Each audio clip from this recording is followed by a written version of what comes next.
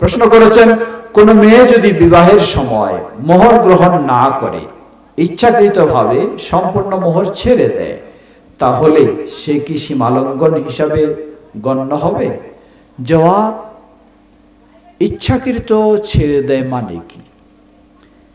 মোহর ইসলামী শরিয়া মেয়ের জন্য হক হিসাবে দিয়েছে, কিন্তু সেই মেয়ে যদি এটাকে না গ্রহণ করে, না গ্রহণ করার দুটো দিক। যদি কেউ বলে যে কিসের আবার মোহর নিতে হবে, আমার দরকার নাই নেওয়ার, তাহলে সে সীমালঙ্ঘনকারী, ইসলামের প্রতি শ্রদ্ধা তার নেই। আর যদি বলে না, ইসলামে এটি একটি বিধান রয়েছে, মোহর নির্ধারণ করা হয়েছে মেয়েদের জন্য, আমি সেই ইসলামের বিধানকে শ্রদ্ধা জানাই, কিন্তু কারো মোহরের অর্থ নিয়ে আমি তার কাছে ছোট থাকতে চাই না, তাকে আমি ছাড় দিয়ে দিলাম, এইভাবে যদি হয় তাহলে আলহামদুলিল্লাহ, কোনো অসুবিধা নাই, এটি আরো ভালো কাজ। তৃতীয় বিষয়, সাহাবীদের অবস্থা দেখেন, খালি টাকা পয়সা নয়। প্রসিদ্ধ একজন মহিলা সাহাবী উম্মু সুলাইম, আনাস রাদিয়াল্লাহু তাআলা আনহুর মা। তার বাবা যখন মারা যায়, মারা গেলে দ্বিতীয় বিয়ে হয় আবু তালহা রাদিয়াল্লাহু আনহুর সাথে।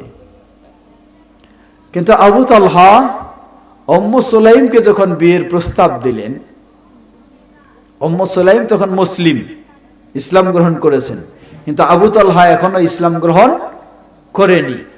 বিয়ের প্রস্তাব দিলে উম্মু সুলাইম বললেন, হে আবু তালহা, তোমার মতো প্রসিদ্ধ ব্যক্তির প্রস্তাব কি কেউ প্রত্যাখ্যান করতে পারে? এই প্রস্তাব তো খুব সহজেই, যেহেতু নামি দামি ব্যক্তি, গ্রহণ করবে।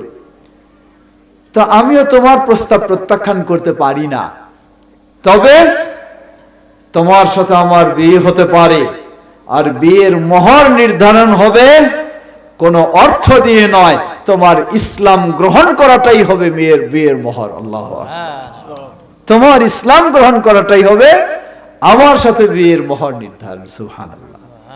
তিনি যখন এই কথা বললেন, আবু তালহা তিনি আল্লাহ কবুল করলেন, তিনি ইসলামও গ্রহণ করলেন, আর এই ইসলাম গ্রহণটাই উম্মু সুলাইমের বিয়ের সাথে মোহর হিসাবে নির্ধারণ হলো। সুবহানাল্লাহ।